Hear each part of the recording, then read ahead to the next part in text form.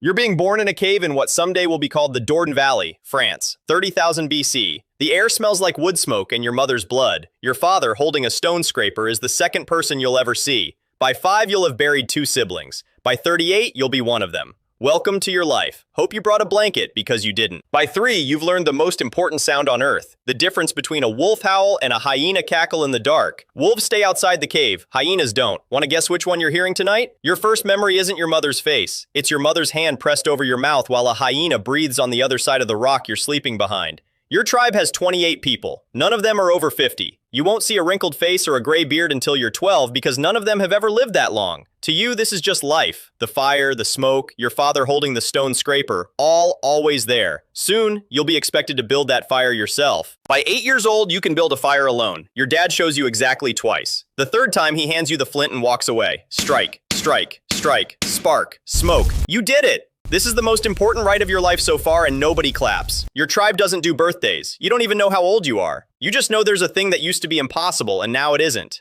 A typical morning at 8, the cold wakes you up. There is no alarm. The sun isn't even your alarm yet. The cold is. Frost on your hide blanket. Bare feet on packed dirt at 5 degrees Celsius. Your bathroom is the entire continent. Breakfast is whatever didn't rot overnight or get dragged off by a fox. A fistful of berries and a strip of yesterday's deer. DoorDash, except you're the dasher, you're the customer, and sometimes you're the order. Then you carry water from the river, 2 leather bags, half a mile uphill twice. Your back already hurts. You haven't been alive long enough to know what back pain is. There's no word for it. There's just the thing your back does. Every adult in your tribe has a scar. You don't yet. You will. When you turn 13, you join the hunt. This is bigger than your first fire. You leave the cave at dawn with 5 other men. Here is the hunt rank ladder, and it is going to determine when you die. Top, the lead hunter. He carries the only spear with a proper flint head and walks in front. If anyone's getting kicked by a wounded mammoth, it's him.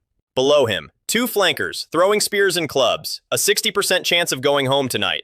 Below them, the scout. That's you. Run ahead, find the prey, run back. Find it too late, the herd moves. Find it too early, you find the lions. Scouts die first. Everyone knows it. Nobody says it. Below you, the gatherers. Your sister, your mother, your aunt, who'll butcher and carry the kill home. Last spot. Children and elders who eat last, eat least, and eat the parts everyone else passed on. Today's prey, an antelope. You don't outrun antelope, you outlast them. The biologist David Carrier formalized the theory in 1984. You sweat. The antelope can't. It sprints at 60 kilometers per hour. You sustain 8 kilometers per hour for 6 hours in noon heat. The antelope wins the first mile. You win mile 12. Imagine running a half marathon to earn your dinner. With no Spotify, with no Gatorade, and your dinner is also trying to kill you. The antelope falls at hour 6. You walk back at dusk carrying the kill, and from your cave over the next ridge, you smell the wood smoke before you see the fire. Tomorrow, the lions might come for what's left. They usually do. 2 years later, you're 17. Pain is just the weather of being awake. Your back hurts. So do your knuckles, your shoulders, and the spot on your thigh where a wild boar opened you up last spring. But tonight isn't about pain. Tonight is about the sound that wakes you in the dark. You sleep in 2 shifts. Everyone has. Historian Roger Ekirch dug through 500 medieval records in 2001 and proved that every human on Earth until 200 years ago slept 4 hours, woke for 1 or 2, then slept another 4. You're in the wake-up window. The fire should be crackling. It isn't. It's out. You can hear breathing, not a tribesman's. Lower, slower. A cave lion, Panthera spelaea. The biggest cat that ever shared a continent with humans, half a ton, claws like flint blades, evolved specifically to eat creatures like you in your sleep. Your front door is air. The lions know your address. The kid you grew up with, the one who told the best stories around the fire, sleeps 4 feet from you on the outer ring, the buffer ring. The lion takes him first. You hear his breath fail. You don't move. You can't move. You can only smell what wood smoke isn't covering anymore. Blood, the lion's musk, the sour panic sweat of every other person in the cave pretending to sleep. Fire is the only thing between you and being eaten. That fire is out. By the time someone gets it lit again, 2 more people are gone, including the storyteller. The anthropologist Polly Wiesner will prove in 2014 that 81% of nighttime fire talk is stories. He told the best ones. You'll spend the next 10 years rebuilding what burned in 20 seconds. By your mid-20s, the rhythm sets in. You hunt 3 or 4 days a week, 4 to 6 hours each. The Hadza of modern Tanzania, who still live like this, work less than your descendants will once they invent agriculture and start staring at spreadsheets 12 hours a day. You have more free time than the people in 2026 reading this script. What do you do with all of it? Stories. So many stories. After sunset, wood smoke in your hair and your clothes and everything you own, Wiesner's study found that 80% of daytime tribe talk is logistics. Who's hunting where, which plants are ready, which child is sick. At night around the fire, 81% of it is stories. Tales of distant tribes, gods, jokes. The time your uncle ran from a mammoth and tripped on his own foot. Wiesner argued this is where human culture was born. The campfire was the original theater, the original classroom, the original church. It's also where you fall in love. The shaman makes music on a vulture bone flute, 5 holes, V-shaped mouthpiece, the same design archaeologists will dig out of a German cave 42,000 years from now. Your only Spotify is one guy with a vulture bone whistle. He knows 2 songs. Your Wikipedia is one old woman. When she dies, the wiki burns. Your Tinder is 4 people. 2 are your cousins. You wake between first and second sleep, that quiet hour Ekirch documented, and lie in the dark and think. Your descendants will lose this entirely. They'll call it insomnia and take a pill for it.